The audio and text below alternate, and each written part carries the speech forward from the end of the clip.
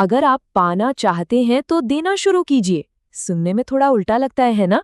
पर शायद यही एक खुशहाल शादीशुदा जिंदगी का सबसे बड़ा राज है। चलिए आज इसी सरप्राइजिंग सीक्रेट को समझते हैं। तो सवाल ये उठता है कि एक हैप्पी और लॉन्ग लास्टिंग मैरिज का असली सीक्रेट क्या है। ये एक ऐसा सवाल है जो हम सब कभी न कभी जरूर सोचते हैं, और इसका जवाब पता है कहाँ छिपा है? अक्सर हमारी ही उम्मीदों के जाल में। अक्सर होता क्या है कि शादी में खुशी ढूंढने की कोशिश एक तरह का जाल बन जाती है, उम्मीदों का जाल। हम मनी मन सोचते रहते हैं कि हमें रिस्पेक्ट मिलनी चाहिए, प्यार मिलना चाहिए, कोई हमें समझे। और जब ये उम्मीदें पूरी नहीं होती तो रिश्ते में धीरे धीरे एक खालीपन सा आने लगता है। तो चलिए सबसे पहले इसी उम्मीदों के जाल को थोड़ा और करीब से देखते हैं। ये फीलिंग बहुत कॉमन है ना, कि अरे वो मुझे समझते क्यों नहीं, या फिर मुझे इस रिश्ते में थोड़ी रिस्पेक्ट तो चाहिए। और देखिए, ये बातें सिर्फ हमारे मन की सोच नहीं रह जाती। धीरे धीरे ये हमारे और हमारे पार्टनर के बीच एक इमोशनल डिस्टेंस, एक दूरी बनाने लगती हैं। तो देखिए, किसी भी शादी में ना दो तरह की सोच काम कर सकती है। एक होती है लेन देन वाली सोच, मतलब मेरा फायदा किसमें है, मुझे क्या मिल रहा है। और दूसरी होती है देने वाली सोच, कि मैं इस रिश्ते को क्या दे सकता हूँ या दे सकती हूँ। पहली सोच से क्या होता है, सिर्फ नाराजगी और स्ट्रेस, और दूसरी सोच वो लेकर आती है कनेक्शन और भरोसा। तो सवाल ये है कि इस लेन देन वाली सोच से बाहर कैसे निकलें। और मजे की बात यह है कि इसका जवाब हमें एक बहुत ही पुराने भारतीय दर्शन में मिलता है। चलिए इसी देने की फिलॉसफी को थोड़ा समझते हैं।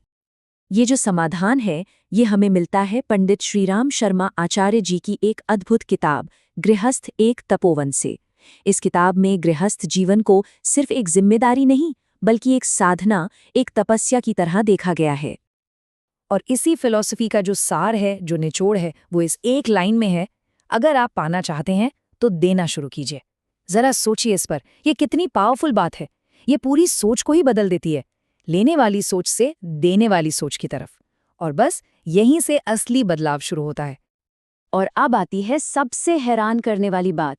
ये जो हजारों साल पुरानी फिलॉसफी है ना, उसे आज की मॉडर्न साइंस भी सपोर्ट करती है। तो चलिए अब जरा इस कनेक्शन के पीछे की बायोलॉजी को समझते हैं। मतलब जो बात हमारे ऋषि मुनि और आध्यात्मिक गुरु अपनी इंट्यूशन से, अपनी सहज बुद्धि से जानते थे, आज मॉडर्न साइंस उसे बायोकेमिकल लेवल पर हमें दिखा सकती है। तो ये सिर्फ कोई फिलॉसफी की बात नहीं रही, इसके पीछे पक्की साइंस है। तो मिलिए हमारे शरीर के हीरो से, ऑक्सीटोसिन।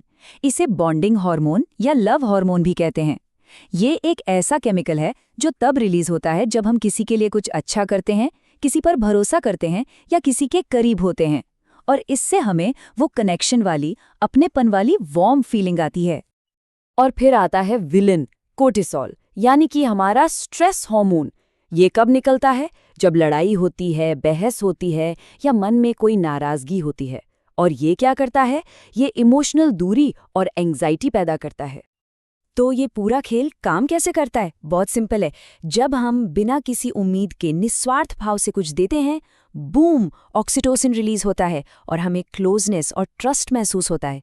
और दूसरी तरफ जब हमारी कोई उम्मीद टूटती है या झगड़ा होता है तो कॉर्टिसोल बढ़ जाता है और साथ में बढ़ती है दूरी और स्ट्रेस। ये सीधा साधा बायोकेमिकल कॉज एंड इफेक्ट है और कुछ नहीं।